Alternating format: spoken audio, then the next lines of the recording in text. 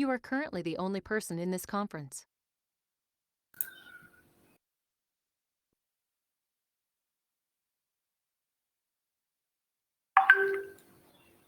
Yeah, I think I can access. Yes, sir. Okay, sir. Morning, Mr. Prasad. Morning. This is Selva Kumar, Dean of McGANS Ooty, and a friend of your Mr. Reddy. Oh, it's good. Good morning, sir. Good morning once again. Morning, very good. Yeah. I was the earlier head of RSP Chennai. Oh, is it? Okay, okay. For Tamil Nadu division. I was the head of the state. But Okay. I would have worked with many of your potential and design tree people, but somehow the memory keeps eluding me if we had worked together earlier. Were you there, potential Prasad? Yeah, I was in potential, but very short time. I was worked there for only 1 year. The same Guru Raj period? Yeah, Guru Raj was there.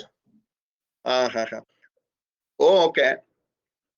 But somehow, it was way back in 2004, 5, 6. Yes. I was there in potential at 2007. And 2008, we have started with a design tree. So I am there from even day one. With 2007, I came back to found this RSP Tamil Nadu division. So I came back to Chennai that time. Okay. I would have narrowly missed you. But otherwise, I would have worked with many of your, senior faculty. It was always fun. Okay. Working with potential.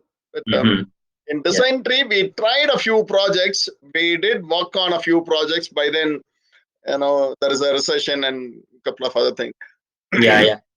But soon we'll be doing 600 bed medical college come hospital in Ooty. I'll anyway have a word with Mr. Reddy on this. Fine. But his health is recovered. Yeah, he is recovered now. He's recovered now. Yes. Maybe I tried reaching him, but couldn't get through. Maybe he may call me, or I'll speak to him again and then find a way to go about it. But anyway, I don't want to be eating into your time. You please, and I should thank all of you for taking time off on a Sunday and then coming to help us out on this kind of a.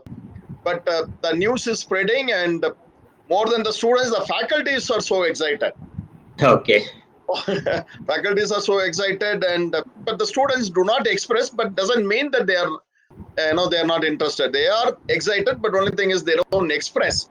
No issue, sir. From last 8 years, we are doing this, and we know how it is. So yeah, we will take them through. Not an issue. Thank you so much, Prasad. Please continue with your program. I will not disturb you. Please. Sorry, ma'am, and Sanil. Yes, sir. Yes, sir. JPM, ma'am. Morning. Yes. Hello and a very good morning, everyone. I welcome you all to today's webinar, Public Health Engineering. Design Tree Service Consultants Private Limited has collaborated with us and put together an amazing series of seminars on various topics related to building services and structures. Design Tree Service Consultants is a multidisciplinary engineering consultancy company founded in March 2008 by dynamic and innovative professionals to bridge the gap between the ever-changing needs of the construction industry. They are one of the largest service providers in Southeast Asia, a consultancy with branches in Bangalore, Hyderabad, Vijayawada, Chennai, and Kolkata, with cumulative staff strength of 300 plus. Design Tree provides the professional and technical skills to plan, design, supervise the construction of a wide range of services from conception to delivery, such as civil and structural engineering, public health engineering, fire and life safety system, electrical engineering, HVAC and IBMS engineering. To begin with, it gives me immense pleasure to introduce our very prolific guest of today's webinar. We are honored this afternoon by the presence of Mr. Prasad, who is a senior team lead public health engineering service at Design Tree Service Consultancy. After graduating BTech in civil engineering from Karnataka State Open University, his diversified work experience in different organizations as design engineer, public health engineering service in ACOM India Private Limited, has design engineer, potential service consultancy. He's one of the key personnel at Design Tree Service Consultancy. consultants. His experience in design of public health engineering systems for various types of high-rise projects, IT buildings, residential apartments, construction complexes, hotels, hospitals, and mixed-use facilities in India, with 13 years of experience in public health system. We are all very pleased to have here with us Mr. Prasad today. On behalf of McGANS Ooty School of Architecture, I welcome you, sir. Over to you, sir. Thank you, madam. Thank you for the introduction. Once again, good morning to all. Today, the presentation, the topic is public health engineering. Other way, it's called a plumbing system. The plumbing system, why it is called public health engineering is this system is directly related to the public health. That means you might all know that if there is no good sanitation, if there is no good potable water which is provided, then there will be a chances of the waterborne diseases. So as in technical persons, we have to we will be taking care of those aspects while designing it. So that is the reason it's called like a public health engineering. But in today's topic, I will not be covering too technical things in this because this will not be interested for you guys. Today, the presentation is mainly focusing on the integration of the architecture, the services integration with the architecture. So as an architectural students, what are the things you must know while you design the concepts? So that is where I am with respect to the plumbing system, what are the things you have to consider in the concept stage? That is what I am highlighting today. So that will be our presentation topic today. Okay, so I will start. I will not waste much of time. I will start the presentation.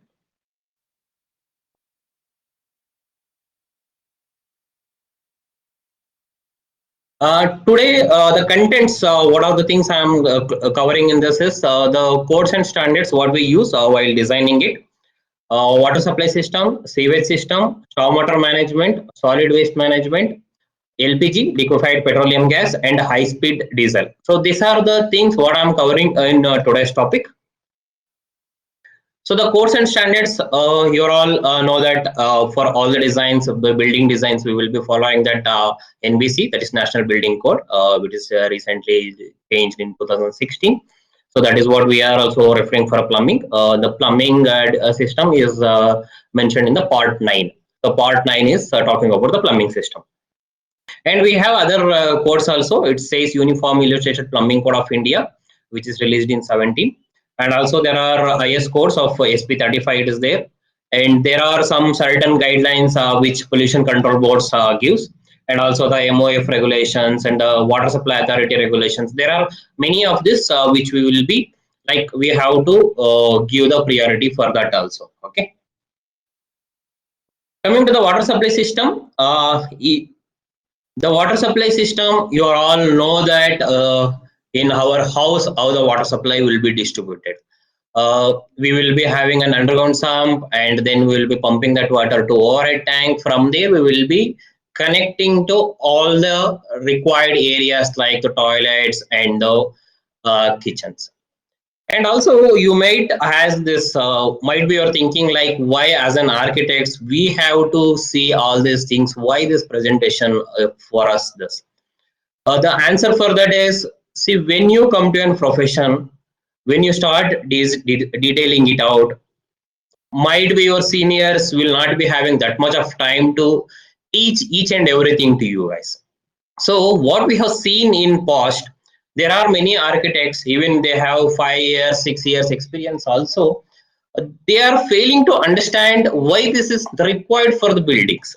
So that is where even our company has taken an initiative almost from last 8 years. We are guiding to the architectural students the basics, what are the basics it will be there, and while you are designing your concepts, what are the things you have to consider. So that is where the today's presentation is. So coming to the water supply, what are the sources of waters which is available for us? We know that municipal will going to supply the water. Many of the locations, municipal waters are not available till today. Even like the cities like Bangalore, even Chennai is also it is facing the problem. The second source is borewell water. That is where majorly we are drawing the water from the ground. and another source will be brought out water. That means you will be calling some tanker. Again, that guy will be taking the water from some of the borewell and he will be distributing to you. And nowadays, the trend is the using the rainwater. So whatever the rainwater which is falling on our terraces, that will be collected and we have to reuse that. Many of the states, they have made it mandatory, and many of the end users also feeling that it is useful now. And the last source is the recycled water from the STP, the sewage treatment plant. This particular thing I will explain later. You all know that how the water supply, the municipal water supply will going to happen to our houses or in buildings, whatever we are designing it. There will be a lake or the river. From there, it will be taken to the pump wells. From there, it will be sending to the filtration units. There will be a several filtration which will going to happen. After that, again, that will be stored in one of the collection tank. From there, the water will be pumping to overhead tank or sometimes even the ground level reservoirs also. Those ground level reservoirs, it is kept at the high point of that particular area, and from there it will be fed. So from the overhead tank or the ground level reservoir, the water will be distributed to our individual houses or the buildings which which will be designing it. So when it's come to the building, so when the water comes to the building, we have to store that water.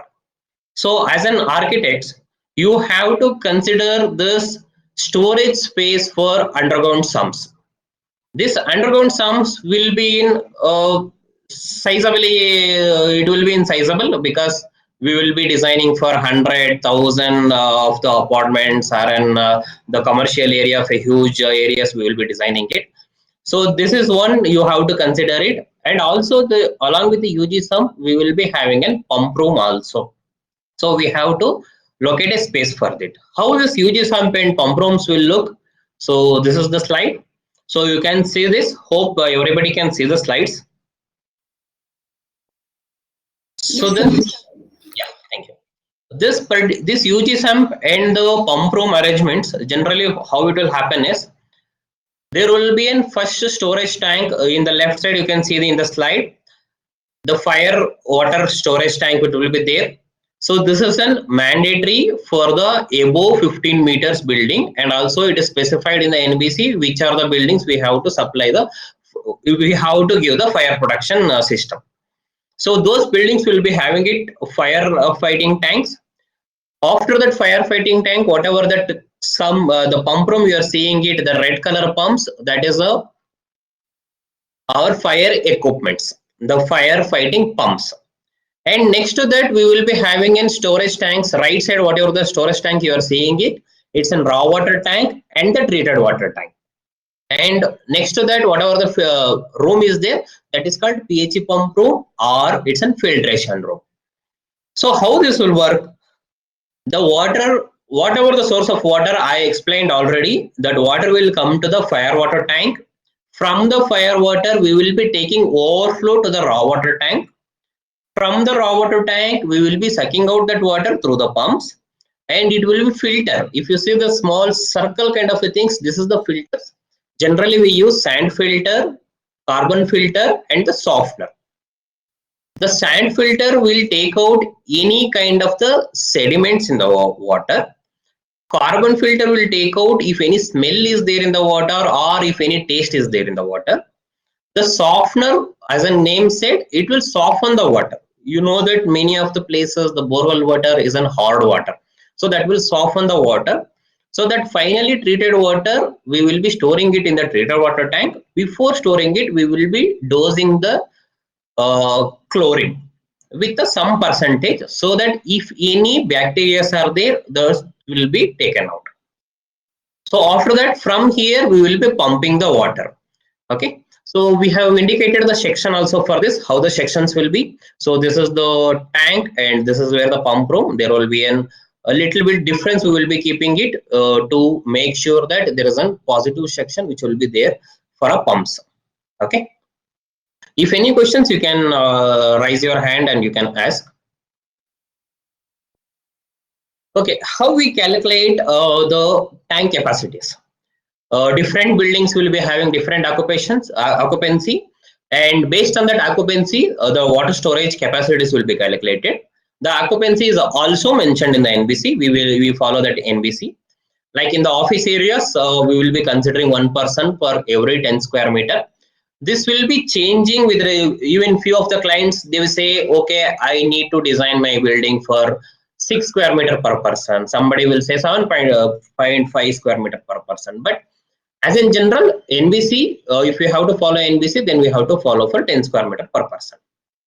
The same way it is prescribed for other buildings also, and even residential also. The right side you can see that one bedroom dwelling unit, we have to consider 4%, two bedroom 5%, three bedroom 6%, four bedroom 7%. So this is how the populations we will be counting for the designing the UG sums. Okay, we know that population now. So what is the consumption we have to consider? What is that per person will going to consume?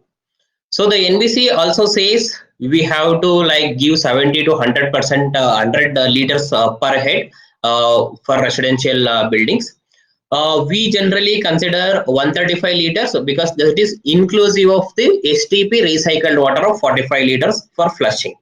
Okay, so for residential, for designs, we will be considering 100 to 135, whatever it is mentioned here. So we will consider 135 liters. We will be planning for some kind of a high end villas. There we can say that more than 7% will be there in the villas, and they will be using like a bathtub, the rain showers, all those things. So that in those conditions we will be increasing that liters. So we will go with it to up to 200 liters per head also. That will be for specific projects. Coming to the other type of buildings, it is also mentioned here in the NBC how much the storage you have to consider, how much you have to consider for domestic, how much you have to consider for flushing. The domestic, if you look at this, the factory building is there, and other buildings are there, residential, the food courts are there, the hostels are there, offices are there. So everywhere, how much domestic you have to consider, how much flushing you have to consider, it is mentioned. The offices we will be considering 25 for domestic and 20 for the flushing. So looking at those, taking the inputs from the NBC, how we will design. So this is what one of the calculation I have just projected here.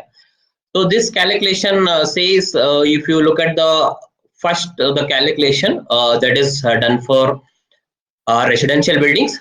So if you look at that, there is this particular project is having a different type of residential units. That means we have one bedroom, two bedroom, 2.5, 3, 3.5. Like that we have the units. So as per the NBC, we have considered the rate of occupancy 4, 5, and 6 for individual categories of beds. And also we have to calculate number of units into number of occupancy. So we will get number of persons. So as I said already, we will be considering 135 liters per head. So we have considered 90 liters for domestic, 45 liters for flushing. So the calculation goes on. Okay, so that we will be knowing that what is the actual requirement for the building. The same way it will happen for commercial also. If you look at the below table, that is the calculation what we have given for commercial. So we have to consider the square meter area, and then number of person. The number of person we have divided by 10. So that means 10 square meter per person. And 25 liters for flushing, and 20 liters for flushing, 25 liters for domestic. So overall put together 45 liters what we are consuming it here. Okay. So this is how we will going to calculate the UG tank capacities. This is for your references. Okay. Okay, from the UG tank, how we are distributing the water. Okay, in the UG sum, how many days storage we have to consider? We can't consider the storage only for a single day, because there will be a chances that your borewell might be having some problem, or you may not get the municipal water, or the tanker which you are supplying, they will be having some problem, they will not going to supply.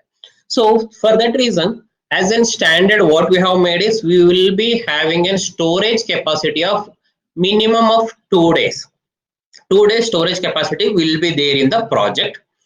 So in the 2 days also we will be segregating like 1.5 day storage we will be giving it in UG sum. That means if my day requirement is of 100 cubic meter, I will be storing the water for 150 cubic meter.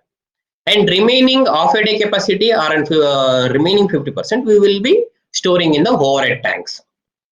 So if you look at this diagram from the UG sum, we will be pumping through the pumps and we will be like storing in the overhead tank. There also we will be having fire overhead tank. From there we will be taking to the domestic overhead tank. I hope already my colleague has explained about the fire system already.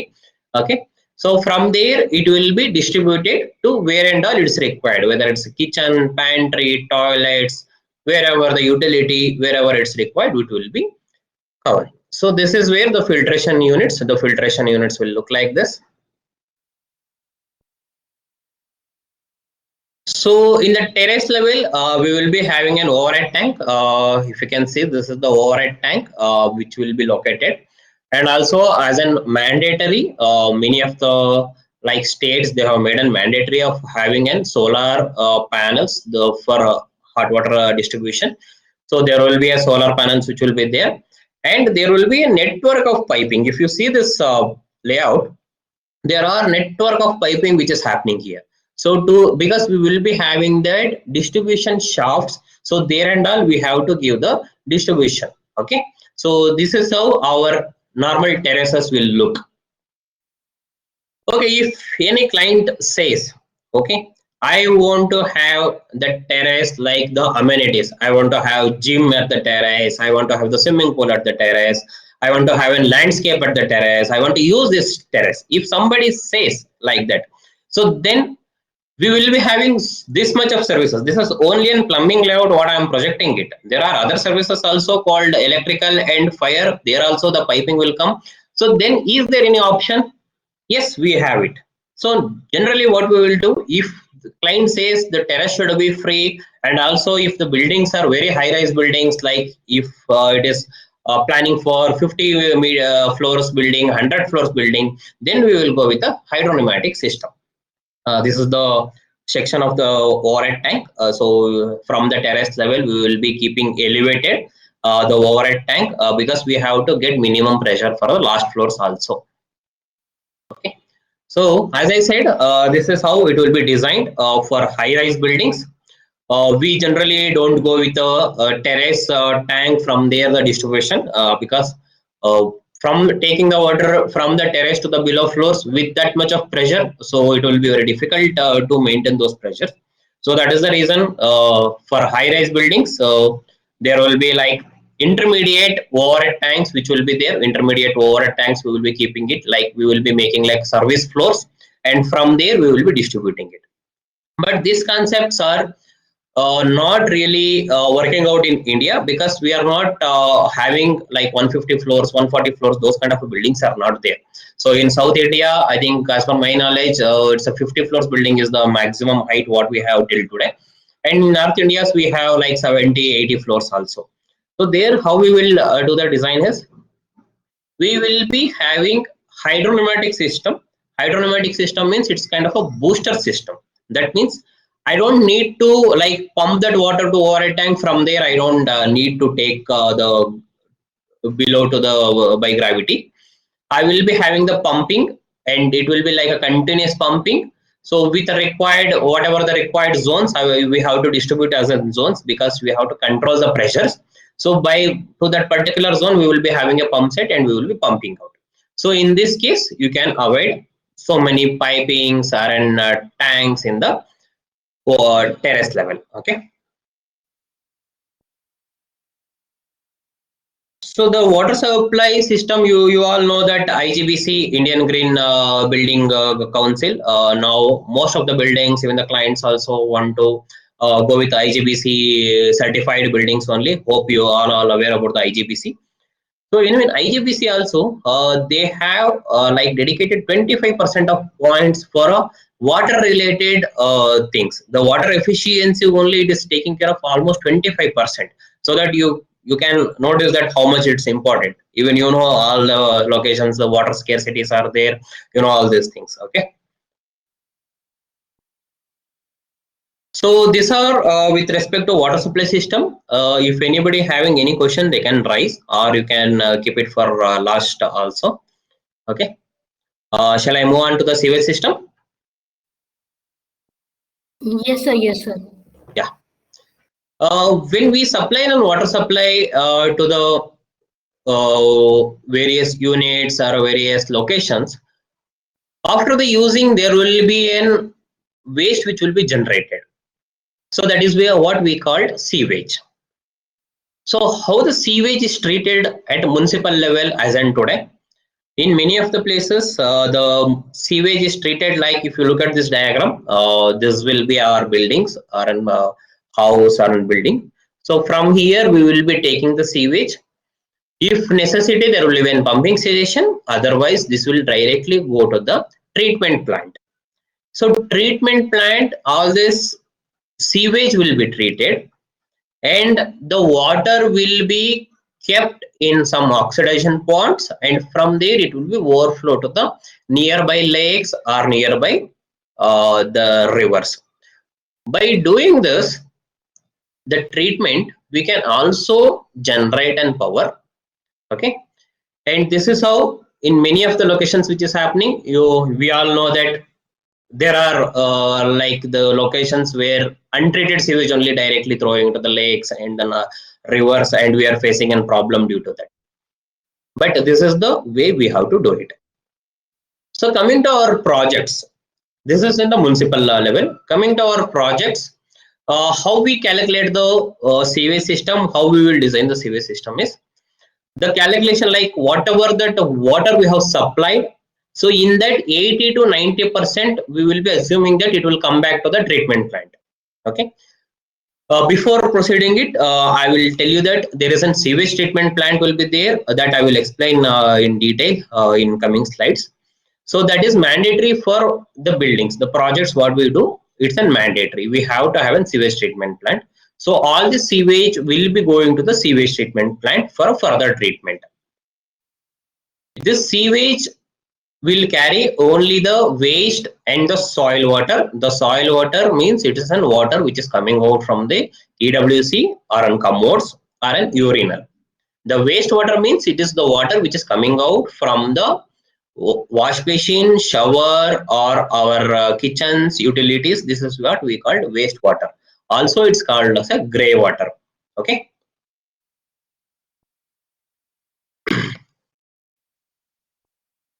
So the sewage system, how it will work? So we will be having a shaft. So in the shaft, we will be collecting all the. In the shaft, we will be collecting all the pipes. The pipes will be dropping down from the upper level to the basement. From the basement, we will be making a header and we will be connecting to the STP. If the basement is not there, we will be having a chamber system outside the building and we will be connecting to the STP. So this is how the plumbing shafts we have to work out. So if you look at in this plan, there is a toilet where we need an water, and also we have to take out the drainage. So if you look at this, this is where the shaft which is there. So here the pipes are located here, and also we have given an access platform. That means in case of any maintenance required, because these are all the pipes, there will be chances of leakages, all those things. So we have to ensure that we will give proper the space for a person to maintain that. So while you are designing the concepts, you have to please consider this. You have to give the space for that person to maintain it also. It's not only for a pipes to install. Okay. So if there isn't toilets, the number of toilets are there, that much of shafts are required. If the kitchen and utility is there, for that also the shafts are required. Okay. So this is the elevation of one toilet, how that elevation will look. So if you look at this, this is the shower area. So we will be having a cold water supply, hot water supply, and we will be having an overhead shower. The diverter will be happening at these locations, and there will be an commode or an EWC which will be there. For that, health faucet will be there. For a health faucet, the cold water connection will give. For a commode, there will be an cistern tank which will be within height within the ledge wall.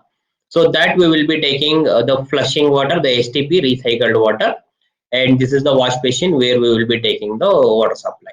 Okay, and if you look at this, we have the piping which is there below also. That means now how the plumbing system is doing it. Earlier, if you look at the many of the like the apartments, the toilets are raised up and the piping has taken within that rise. So nowadays those concepts are not using it because there is a lot of problems with respect to the maintenance. So if the maintenance we have to do means we have to take out all the tiles, we have to take out all the fillings within that, and we have to make the maintenance works. It will take months together to clean up that. Okay, so that is the reason. Sorry.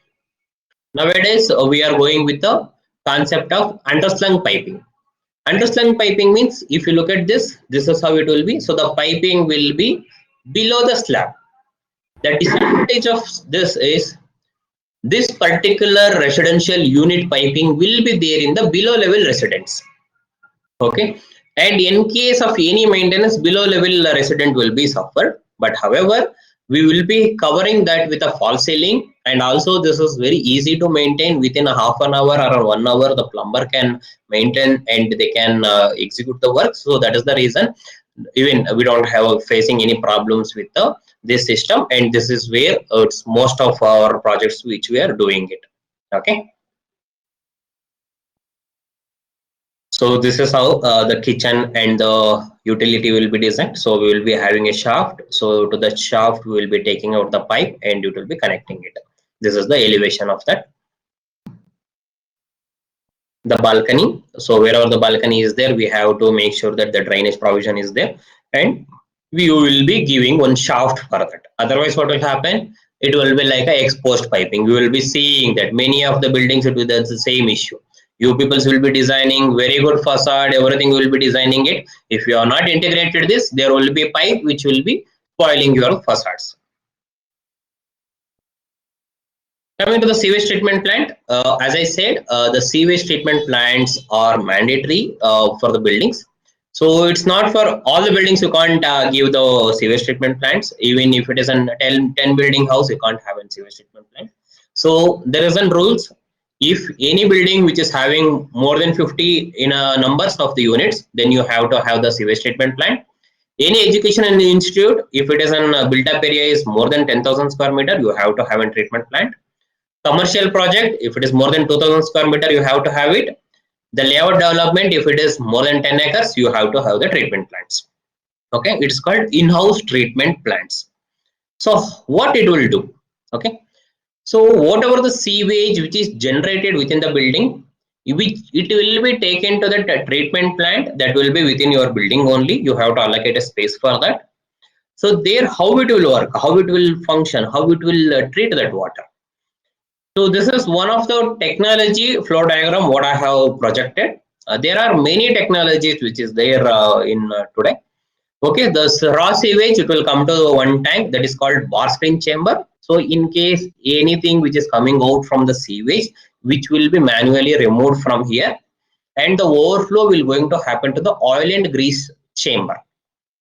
So you know that our daily routine we will be using a lot of oil and oil items or fat items, so that it will going to affect for a treatment. So that is the reason we will remove that, and from there we will take it to the equalization tank, or we can call it like an initial collection tank. So from this tank the water will be pumped to the further reaction tanks. So in these tanks, what will happen is there will be an bacteria which will be filled up with that particular tank. So when the sewage will be pumped to that particular tank, we will be giving an air also into that. We will be keeping that in the aeration mode, so that the bacteria will grow and it will also take the sewage as an intake, and it will give the clear water. So once all this process done, we will be taking out that clear water into the next process. That is what we call pre-filter tank or a decant tank. From there, we will be filtering it again through the filters called carbon filter, sand filter, and we will be dosing the chlorine to kill any bacteria which is coming out from this, and that will be stored in a treated water tank. and this water we have to reuse it. When I say we have to reuse this water, you can't reuse this for domestic application. Like you can't use this water for shower, you can't use this water for wash basin. Nobody will going to accept this. Acceptance level isn't, it's not there, I can say right now. Okay, so where we have to use this, we have to use this in toilet flushing. That means in the flushing, I will, it is not having any contact with the human bodies, so there we have to use it. We have to use it for a landscape, so this water is very good for landscape, so we have to use it there. For this is what we will use it in residential. When it come to the commercial buildings, we have called water cooled chillers. Hope already our colleagues are already explained about this chiller and all. So there also the water is required. So there we will be giving this water, so that whatever the water which is the waste which is generated within the building, so we are reusing it, and we are not giving an additional burden for municipal to take care of this particular sewage. Okay, so this particular STP you have to like locate and space. So in this particular project we have located in this is the location, so you have to take care of this also while you locating. Generally these STPs are located in the basements, and also it is located in the lower most basements. We have to have minimum 2 basement heights, that means 7.5 to 8 meter height is required for this. Please take note of this. This is one of the plan and section for the STP. So if you look at this plan, so there are many tanks which I explained. Those are the tanks here. We will be having pump room also for this, and this is how the sections will look. The tanks will happen below, and above we have to have a space for man movement, because there will be an 24/7 we have to operate this plant, and there will be some person has to monitor. If some values are changed, then there will be an issues with the quality of water. Okay, and also there will be a mechanical ducting which will be there to take out the foul smell whatever it is generated in the STP. So this is the water parameters what we have to achieve, and this is what is given by the pollution control boards. So this is with respect to the sewage system. Now I will move on to the stormwater management. The stormwater management means, as I said earlier, using the rainwater to the maximum extent what is possible for the project. So the stormwater management means is an water which is fall on our terraces or the landscape or an hardscape. How to reuse that? How we can effectively use that water? So that is what it's called for a stormwater management. So this is the flow diagram. You can see this rainwater which is falling on rooftop, which will be harvested. That means direct storage will be there, and it will be reused for domestic application after minimum treatment, I can say. Okay, and coming to the open space, whatever the water falls on, that water, and also wherever the storage is there, from there also the surplus water will overflow out. So that particular water we have to recharge to the ground, so that the groundwater table will be increased. So that also you have to like integrate that tank also. We have to have a storage tank for required capacities. Like in Bangalore, we have an the BBMP. They have suggested the guide. They have given a guideline saying that every square meter you have to consider 60 liters, and you have to space that storage tank according to that. Okay. So this is the drainage for one of the site plan. So that is what I said, like the water which is falling on our surfaces, we have to channelize that. We can't leave that water there only, so it will create an problems. So that we have to channelize to the discharge point. Before discharging it, we have to recharge how much is possible. So you have to also allocate some spaces for this recharge pits, and also you have to allocate a space, and also you have to plan the gradient to slope the water naturally. Okay. So this is the typical details of the recharge pits. If you look at the first recharge pit, this is an I can say this is an engineered recharge pits. So there we will be having a borewell which will be drilled. So the water inlet will come to the first tank. From there, whatever the solids are there, the settlements are there, everything will settle here, and then it will overflow to the other tank. There, in case of any oil and other things are there, it will be taken out here, and from there the clear water will overflow to the one more compartment. There we have a filter media, so the water will filter and it will directly recharge the groundwater table. So this bore we have to drill up to the groundwater table, so that we have this water can directly recharge the groundwater table. And also we have other method of recharge is the soak pit. So this soak pits is a rings of the dia of 3 feet, 4 feet, 5 feet. You will be getting this in different sizes. So this soak the rings will be like made an 3 meter and 4 meter deep well, and the water will be living there to percolate it. So the percolations it will increase the groundwater table. So whenever there is a maximum rain, yes, definitely there should be an overflow. So that overflow we can give it to the municipal drive. That is with respect to the rainwater harvesting. Coming to the solid waste management,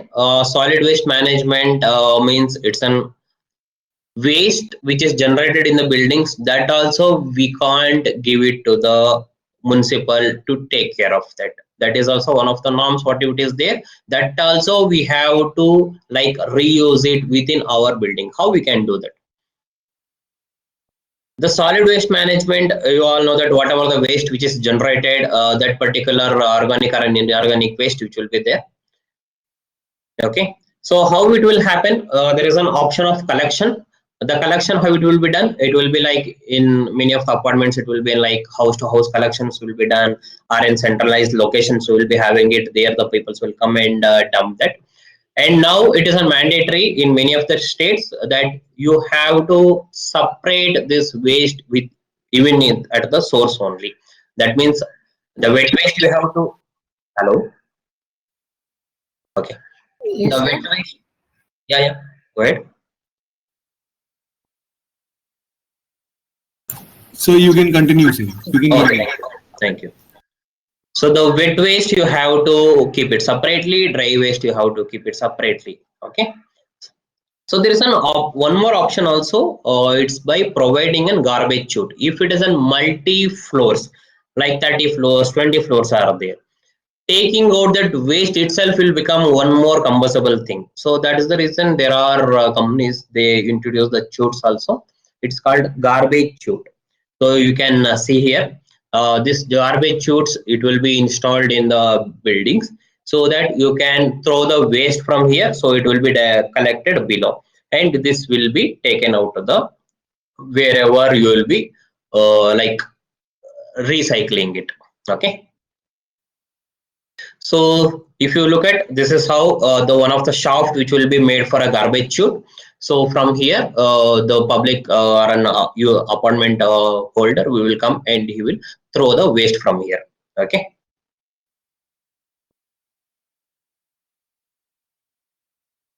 What are the system which is involves is in segregation. As I said, it has to be done in the source level only now, and the collection I have already explained how it can be collected. And next is processing and disposal. So how to process this? What are the waste you can process it? The waste we can process is an organic waste. What is that organic waste? It's called wet waste, or which will be having like a tea bags, plant trimmings, raw fruit, vegetable scraps, all those things we call as a wet waste. This we can recycle within our buildings. Inorganic waste means which we can't recycle it within the premises. That is the cans, bottle cans, the drink cans, the glasses, plastics, all it is called inorganic waste. There is also called an e-waste and biomedical waste. The e-waste means the computers, the laptops, the whatever with related to that particular things, and the biomedical waste is which will be majorly generated in the hospitals. So that is called biomedical waste. All this has to be stored separately and treated separately. Okay. So how to calculate this waste? For that is also in the NBC and CPHEO WO manual also it says for residential you can consider 0.3 to 0.6 kg per capita per day. It's a total waste. And commercial you can consider 0.1 to 0.2 kg capita per day. In that 60% we can convert taken as an organic and 40% as an inorganic. Okay. This is the collection. So now to collect, there is one smart methodology also it is there. Like if you are planning for a huge development where you have multiple buildings, you will be having other type of buildings. There you can have this called vacuum waste collection. That means there will be one area where you have to have this vacuum machines, and as I said, you have to have the chutes, and also there will be kind of a bins which will be there. So if you throw the waste, it will automatically suck that waste from that, and it will collect in a centralized area. So this is also one of the innovative technology which is available now. What are the things you can make it from this organic waste? As I said, you have to like like you have to process that within your building. By processing, what you can do it, you can process this to compost. You can also use this for biogas. You, if there is a huge volume is there, this waste also can be converted to the energy. So these are the outputs what we will get from the waste. So this is the typical installation detail for one of residential projects. So we will be having a machine. This machine will just crush that the waste whatever is there, and it will be keep it in the crates so that it will become a manure in 13 to 14 days. Nowadays, there are machines which is available, which will be having heating coil inbuilt, so that will give you the manure within one day only, and the so much of space is also not required for those machines. So this is the one of the technology of making this is biogas. So you will be having again the digester will be there. From here, the output will be biogas. So the where you are seeing the space there, we can have one big balloon there. So we can collect that biogas, and wherever it's required, we can reuse it. So this is the location of the project when you are designing the project.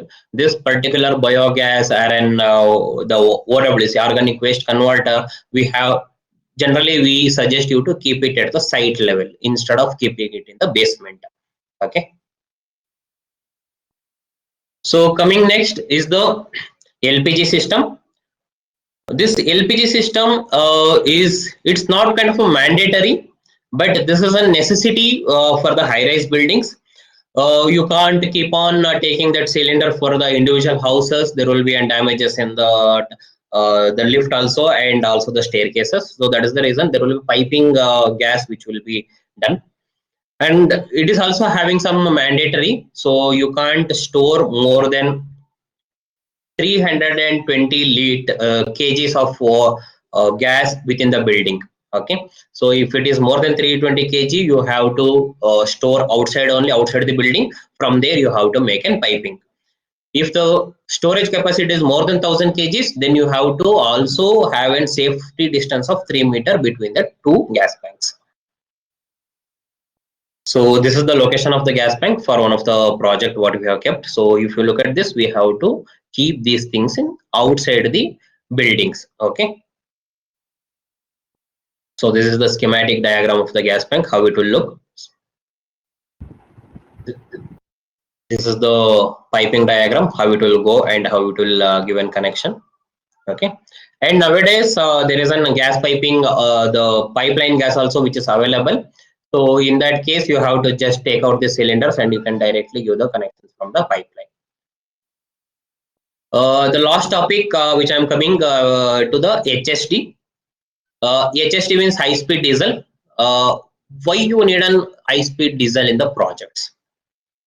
When you are designing the commercial buildings, you will be having a DG sets, because commercial buildings or in I can say some data centers or in factories, all those areas, uh, if the power is not there, they can't sit idle. So you will be having an backup of diesel generator. So whenever the diesel generators are running, you can't just go on bringing that diesel from the nearby bunks. So the government, it is permitted to have your own diesel yard within your building.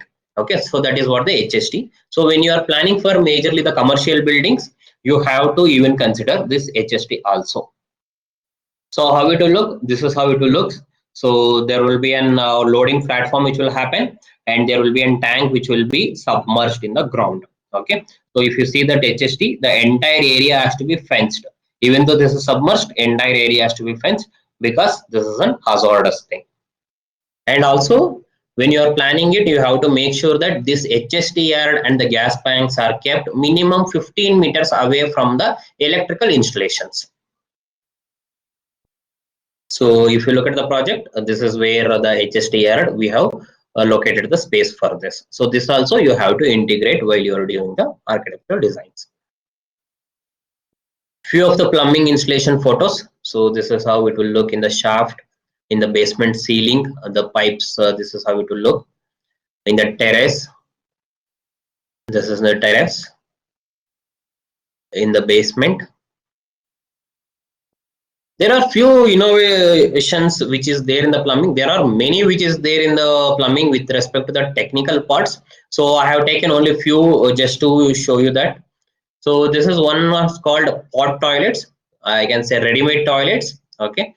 So this, if you have the numbers are more old, it's all like the typical toilets are there. Then you can go with these options where you can factory fabricated toilets will be there. You can just take that and you can install it, so that many of the works will be avoided.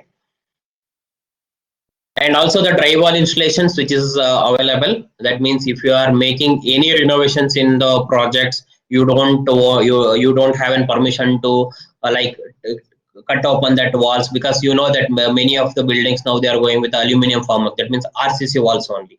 So they don't give the permission to cut all those things. So in those projects you can go with this drywall installations also.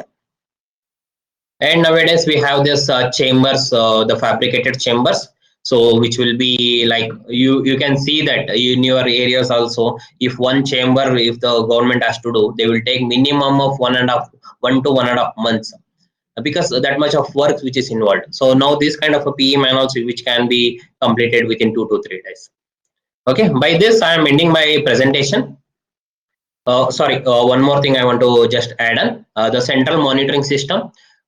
This is like you can control each and everything, or you can monitor each and everything. Like what is the level of the overhead tank, what is the level of the huge underground tank, the water levels are there. Even you can give the individual meters and you can monitor even that also in this. So this is also one of the thing and which is picking up in the market nowadays. Okay, thank you. By this, I am closing my presentation. Exactly, it's at 12 o'clock. So, if any questions are there, it's welcome. Thank you, sir, for an elaborate explanation on public health service, focusing on water requirement calculation, terrace level systems for water supply for mid-rise and high-rise building, which was in par with what our third years are working on. Using site drawings to further explain the plumbing details, sewerage treatment plants, focusing on stormwater drainage for overall site, and also getting into the details. Solid waste management, biogas plant, LPG, high-speed diesel, plumbing installation, and also the innovations in the industry, especially integrating it with architecture. It was a full circle, sir. Thank you for that. And now the forum is open for questions. In case of any questions, you can either voice out in your mic as well as type it in the public chat box.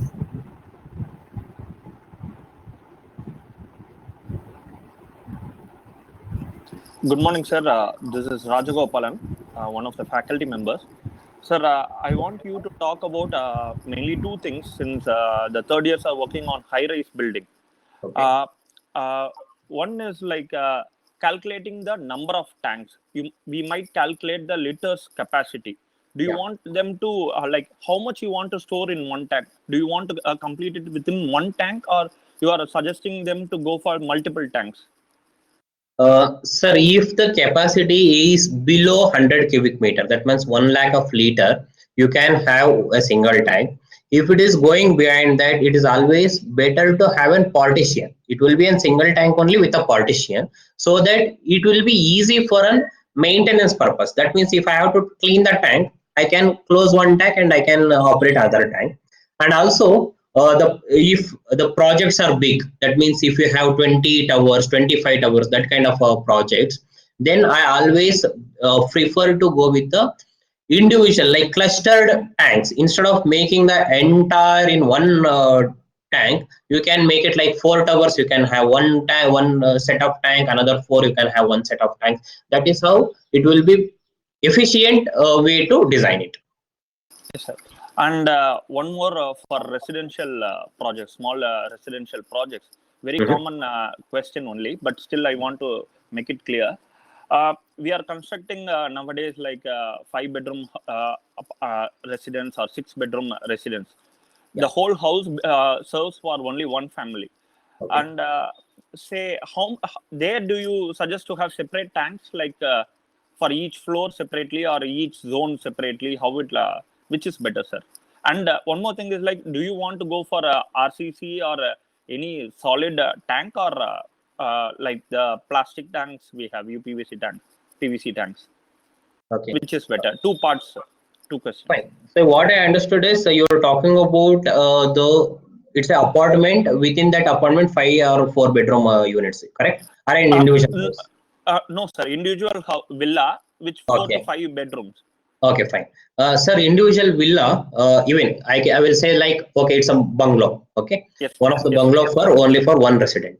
Yes. You should have UGSM. You should have a UGSM because, as I said already, you have to have a storage within your premises. Okay, and from there you have to pump that water to the overhead tank, or you can directly take this to the booster system also. Okay, the overhead tank for smaller capacities like 1000 liters or 2000 liters, you can go with plastic tanks also, because this is a food grade plastic what they are using it, and you will be getting in the market 2 layer 3 layers tanks. Okay, that is a food grade plastic what they are using it. You can easily use that, and we always prefer for an RCC tanks with the like tiling or the smooth finishes inside the tanks Okay. for a project. Okay, sir. Thank you very much, sir.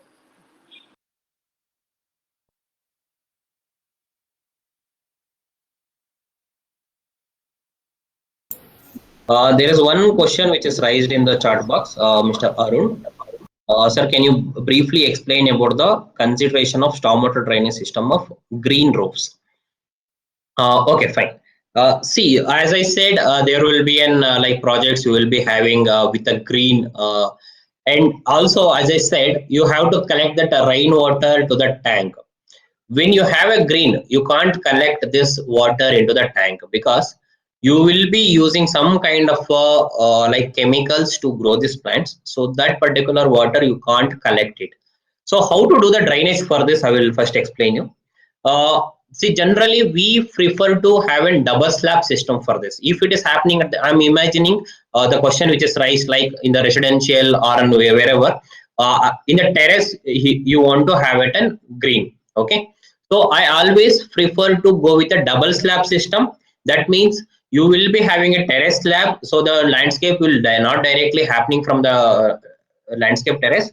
You will be having one more slab there. You will be having a filling, and you will be growing the landscape. So from there, generally what we will do is we will be having a drainage cell below that in the slab. So after that, there will be an geofabric sheet, and then you will be having your filling. So whatever the water which is percolates within that, it will slowly come out, so that whatever the void is there, that particular void we will be using it for taking out the pipes, and we will be discharging that water to the external drain. We will not be collecting this into the stormwater drain. I hope I answered your question.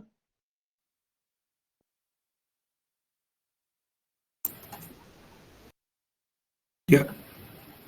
Sir, I had a question regarding the solid waste management system that you were talking about. You were talking about a standard garbage chute, which is, mostly set in apartment system that we generally provide.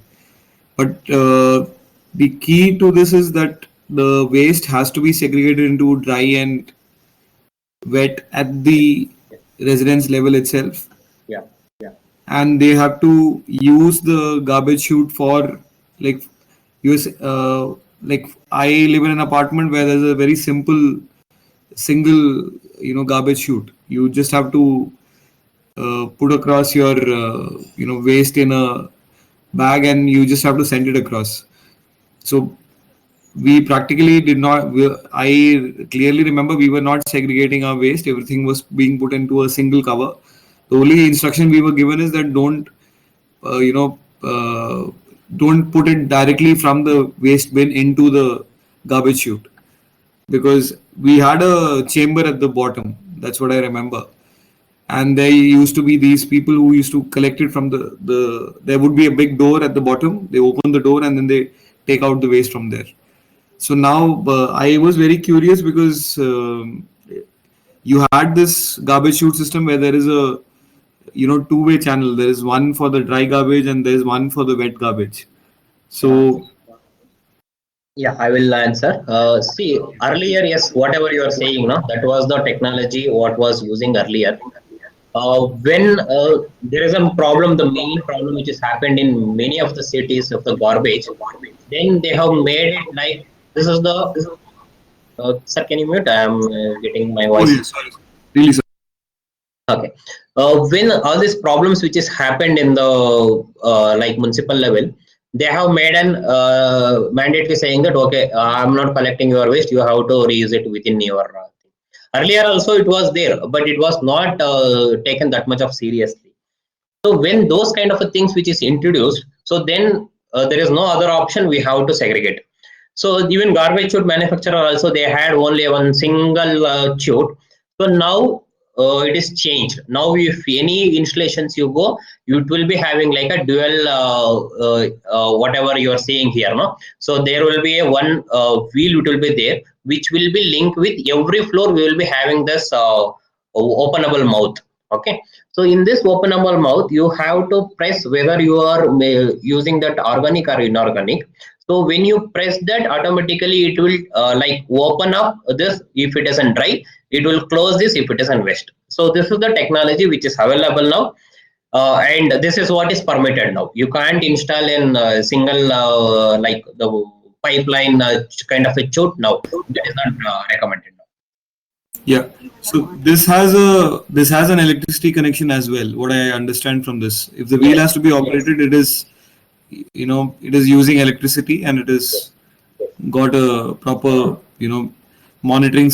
And I just wanted to know, because I'm curious about this. It also has a monitoring system. When the bin is full, there's an indication to the system that the bin is full and it has to be changed, or it is No. done manually. That particular thing is not available. Only thing this will take care of just an like segregating into wet and dry. That bin storage and all, it should be manually. It has to be looked into. Yeah. Thank you for that. Yeah, I will go to the next the question which is asked by Febin. Uh, how could you calculate the required water for firefighting facility for the building? Is it related to the number of peoples or the area of the building? I thought it was already explained by my colleague, so that was the reason I have not like considered that in my presentation for fire. Fire, which is the calculation will be based on the area only. Every 1,000 square meter of area, I'm just going for a commercial building. Every 1,000 square meter of area, we have to have an one wet riser. It's called FHC, fire hose rail cabinet. Okay, so the amount of the storage is calculated in two aspects. One is the pumping capacity of the firefighting equipment, and it has to fight the water has to supply for minimum 45 minutes. So that is how the calculation is going to happen, and also number of the wet risers. So that is how the firefighting will be uh, uh, designed, the tank will be designed. Okay. uh, there is a next question from Arun.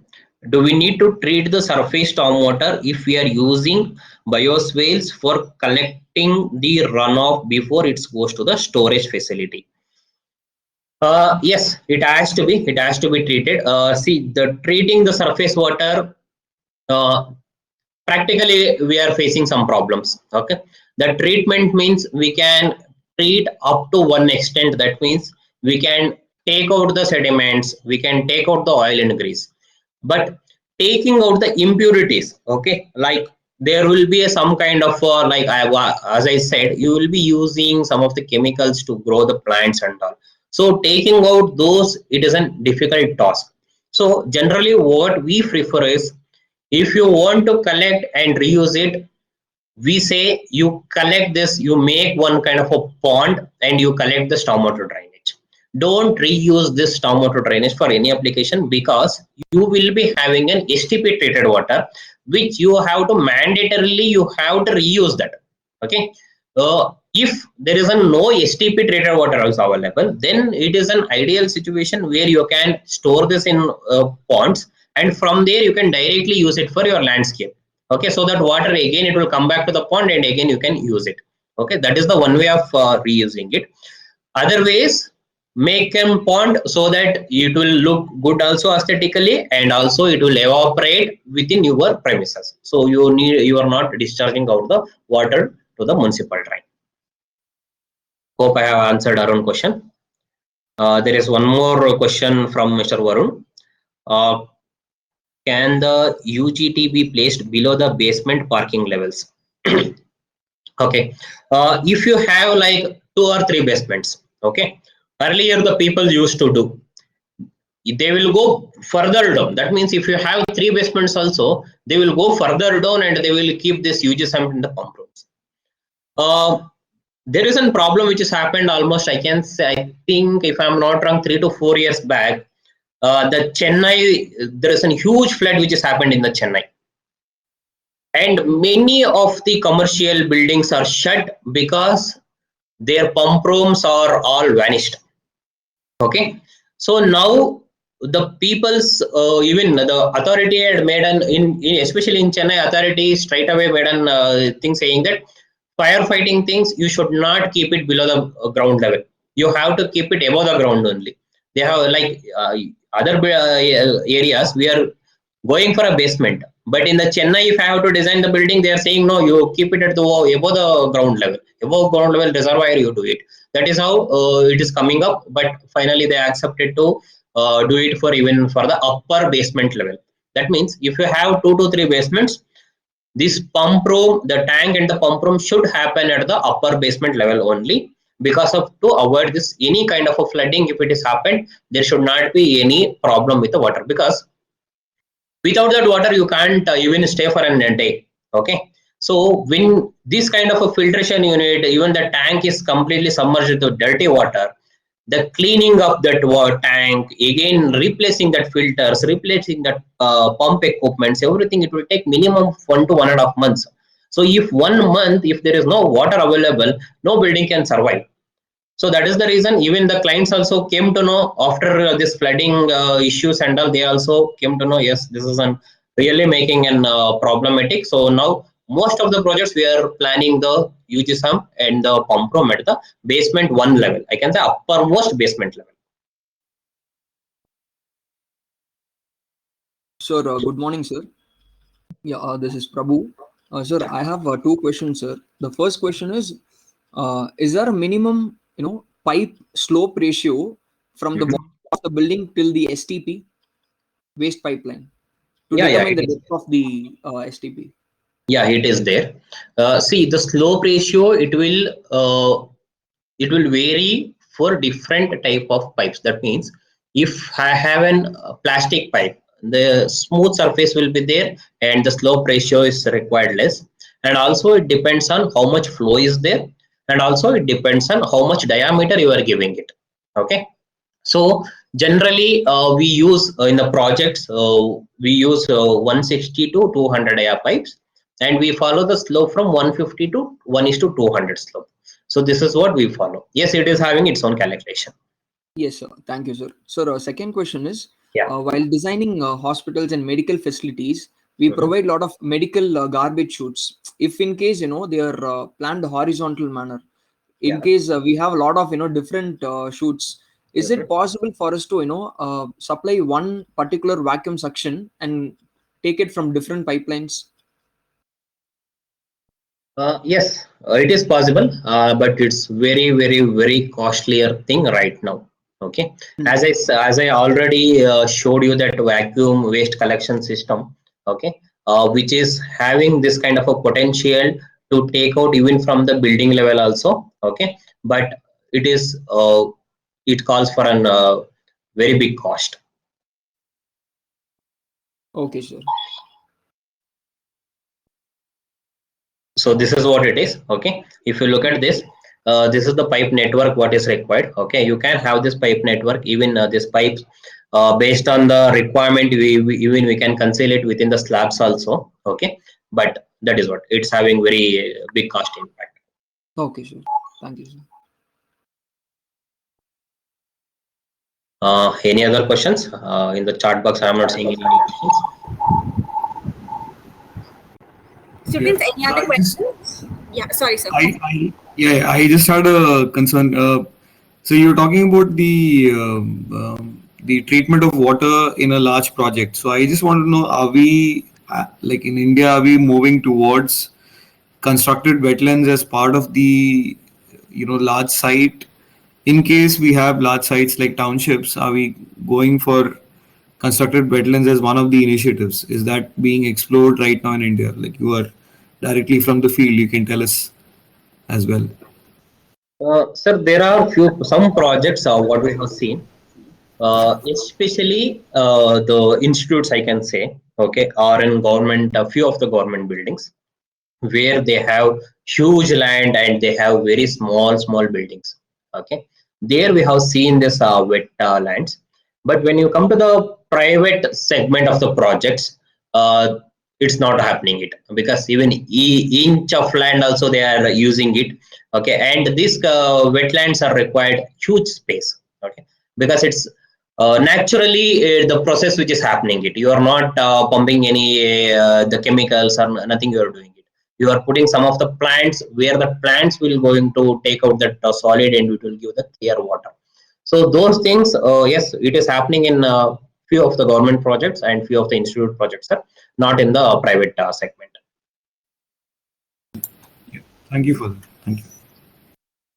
Good afternoon, sir. This is Lakshmi Priya. Sir, I have one small question. Maybe you can give a small brief about a desalination plant and how we can use it in a huge community projects.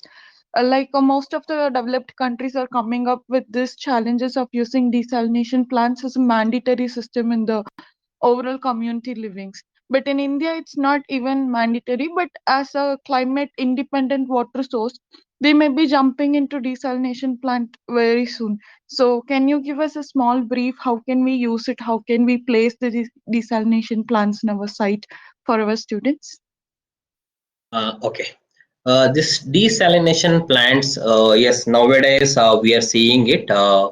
Like there are the small kind of a plants also the people are talking about nowadays. Okay, but earlier, or I can say that even till today, the plants which is available isn't very huge in quantity. Okay, and we have also seen in a few of like the small plants, but it's having its own problems, or what we have seen.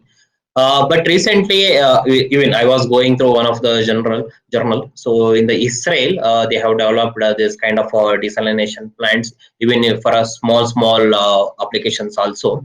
But in India, yes, it is not an that much of a prominent even till today, because in India, I can say even till today we are not really bothered about the water uh, whatever the water we are having it, we are not bothered about till today.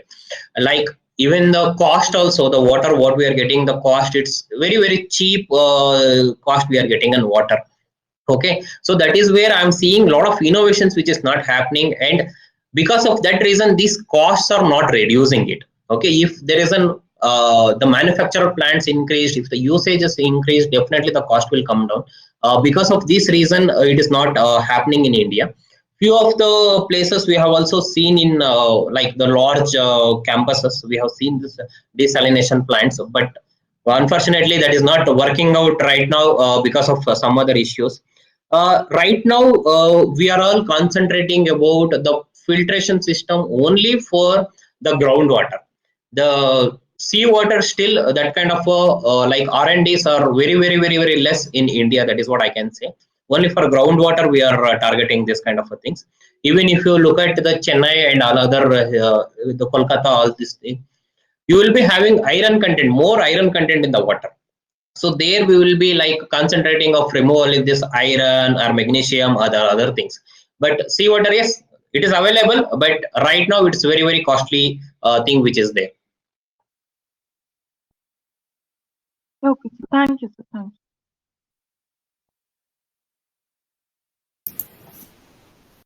Yeah. Before conclusion, I would request some of our students and some of our faculties to switch on their camera, because it will be an honor for us to have a photograph with our speaker today. So I would request them to switch on the cameras.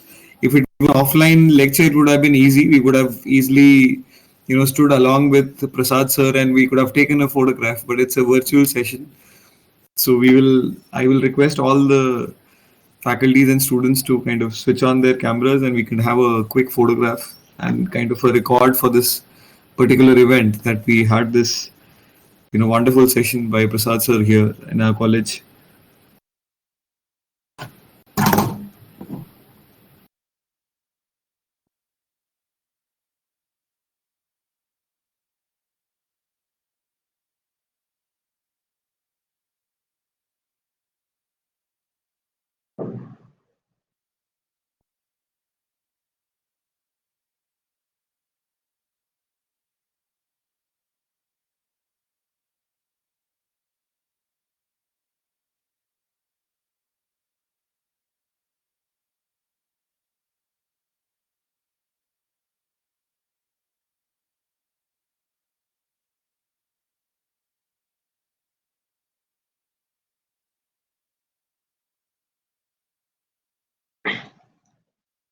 I think there is one more question which is there from Shama. Is underground drainage system is possible at a beach site? Does it depend on type of soil?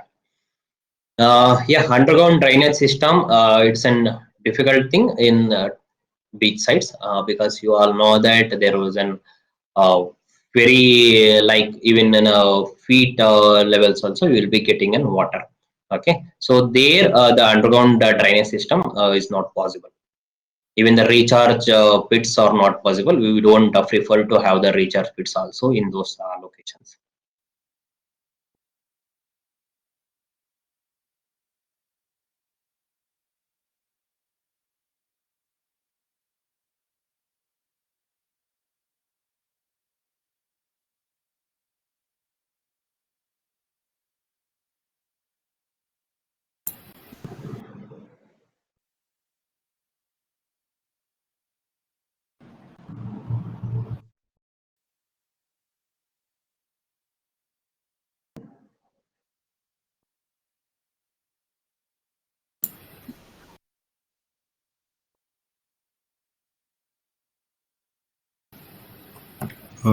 I would request if there are any more questions, they can be addressed immediately.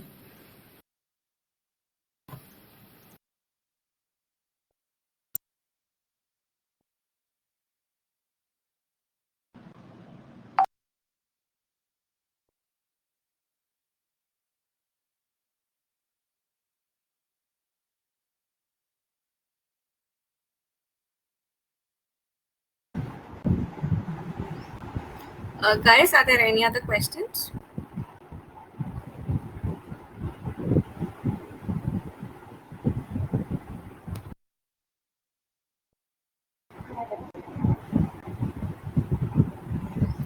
Now, I call upon Dr. Sanil Kumar, our head of the department, to deliver the vote of thanks.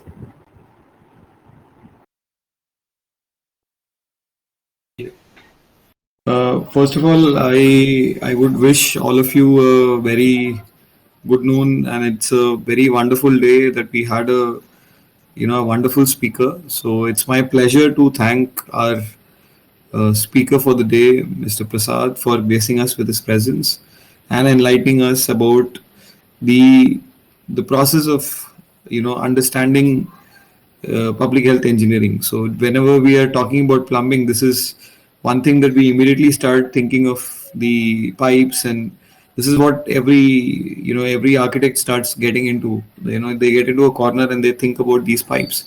But it was good that Prasad sir gave us the whole picture, and he gave us the picture from micro to macro. Like, it was a very informative session. So I thank you, sir. Like, you are a really busy man, we know, but you've taken time out for us, and we also thank your organization Design Tree for being in this initiative with us, and giving us this benefit of this knowledge. And today, as usual, the attendance has been 100 plus. We've always had good numbers, and students have been very appreciative of this particular sessions which are happening. Even if it's a Sunday, we all have our faculties, we all have our students who are listening to this and who are gaining knowledge every day. So I thank you, sir, and I thank your organization Design Tree. I also thank our team, including our dean, Professor Vani and Professor Jaipriya Gopinath, and their team for organizing this particular event, and all the student volunteers who have been part of this. We also thank our webinar participants who have been showing extraordinary enthusiasm, and we are now getting more inquiries. We are also finding that there are more students, friends of friends, who are now wanting to be part of this event. So I appreciate this information and this knowledge to be spread around, and I thank you all for being a part of this, and I thank all of you and wish you a very good weekend and a happy Sunday. Thank you all. Thank you, sir. Thank you. Thank you, sir. Thank you, Mr. Prasad. Thank you. Thank you, sir. Thank you very much.